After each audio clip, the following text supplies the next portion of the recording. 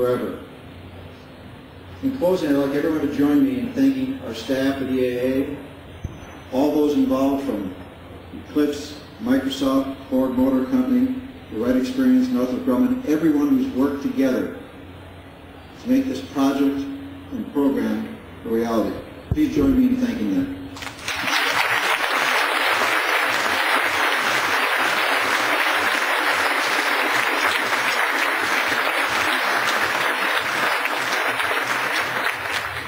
At the conclusion of this program, there will be a question and answer session for the media, so they're welcome to stay, and we'll just stay up here on the stage. Thank you to everyone for joining us. Thank you for being a part of our effort to recreate history. And I want to thank the members of EAA for supporting this endeavor. Have a great convention.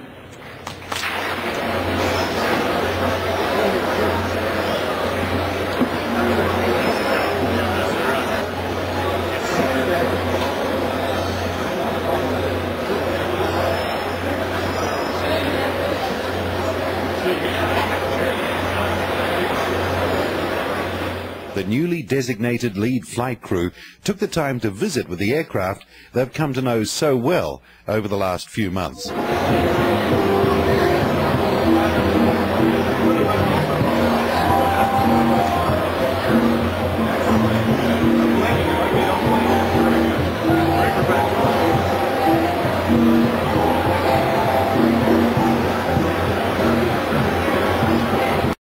Arturo Weiss spoke to the man who has led this ambitious training program, Scott Crossfield, the famed X-15 pilot who exceeded Mach 2 in the 1960s. Mr. Crossfield, it's a pleasure to be here today with you. It's an honor to share some time with a gentleman who obviously made aviation history. And today really has been a lot of history in the making as well, hasn't it? We've seen a great announcement made today. Yes, sir. It has been an historic day because actually aviation has reached into every cottage in America, hasn't it? And Wright brothers started that, and that's what we're saying. Well, let's talk about the Wright brothers. We're here celebrating their achievements almost 100 years ago now. What role are you playing in this historic occasion and celebration? Well, I'm trying to figure out how they were thinking when they made and built these airplanes so we can learn how to fly them. Actually, the 4 pilots that we talked with today are the only people in the world besides the Wright brothers that know how to fly these kind of vehicles. Because being the first thing, you know, they were very, very difficult. They just didn't know how to do a lot of things. And the government didn't recognize aviation until it started NACA, and its charter was to study the problems of aeronautics with a view to their practical solution. The Wright brothers, that's exactly what guided them.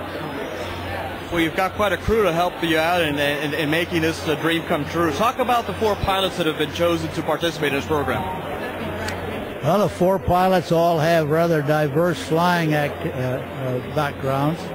They've all been flying most of their life. They're dedicated and aviators and love flying. 3 of them were airline pilots at American Airlines, but did a lot of other kinds of flying, hang gliders, parachute jumping, ancient airplanes, and built quite a number of airplanes. And the engineer, Kevin, has been working on finding out the engineering solutions to how the Wright brothers got to where they're going. And they're a remarkable bunch of very skilled pilots. Actually, it's almost impossible to pick one over the other as far as skill of flying goes. They're different personalities, they're different contributions, and I had to use a very broad evaluation of them to come up with 2, and I'm not even sure that was that was perfect. Well, you mentioned the skill involved. I imagine the training to fly this airplane is like no other training out there. What kind of process are you going through right now to prepare for this historic flight in December? We've been flying the 1902 glider, an exact reproduction of the glider that the Wright brothers taught themselves to fly in. And they flew it and flew it and flew it until they could make it work. We have gone through the same thing, only we've had to find out what the Wright brothers did to solve all the problems, because they didn't keep very good notes for anybody except somebody who was familiar with it.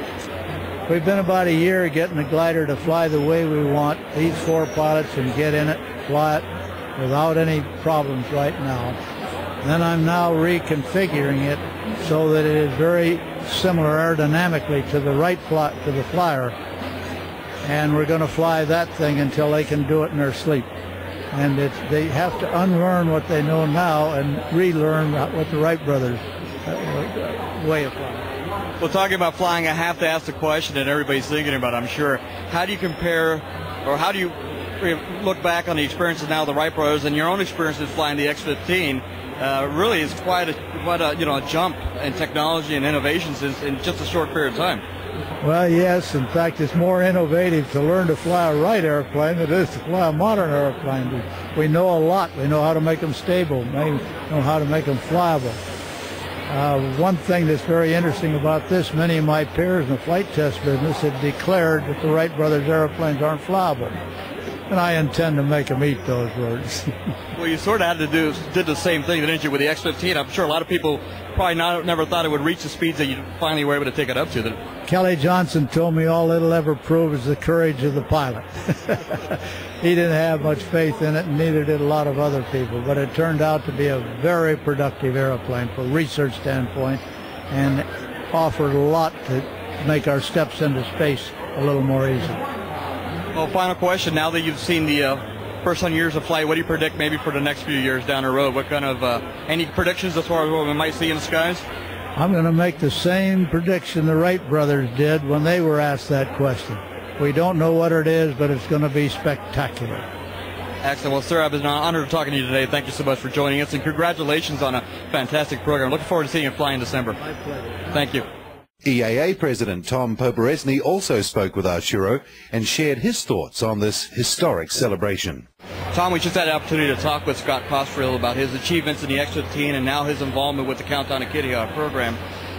Really, it's been a historic day in the making, hasn't it? Well, it's one of many historic days leading to that big day on December 17, 2003. The authentic reproduction, which is behind us, the pilot training, the actual flight. But what it really is, Art, is a culmination of a year-long celebration. So all we're focusing on is on December 17th, but we don't want to forget all the wonderful days we're experiencing right now in celebration of the Wright brothers.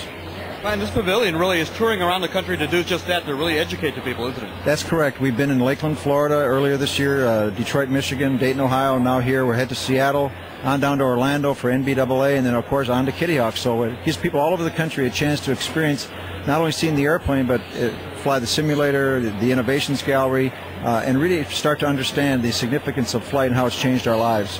Well, for the homebrewers out there, you really have to say that the Wright brothers were the first homebrewers out there, weren't they? It was interesting. When Amanda Wright Lane, who is one of the descendants of the Wright brothers, visited the pavilion and so forth and came to know EAA, her comment was, Uncle Orv and Uncle Wilbur would have been EAA members for sure. And it's absolutely correct. They represent the spirit of innovation and creativity, which you see here every day at Oshkosh. Well, now, we'll pass the first flight of the replica in December. What happens after that? How do we continue the spirit of aviation history alive? Well, in a number of ways. Obviously, this year is a celebration to expand the horizons and bring aviation to more people. But programs such as Young Eagles, where we'll fly the 1 millionth Young Eagle, that's 1 million kids exposed to aviation that will become aviation's future, just like it was for you and I. So there's a lot of things in the mix, all centered around this historic achievement here, and that's man's powered flight.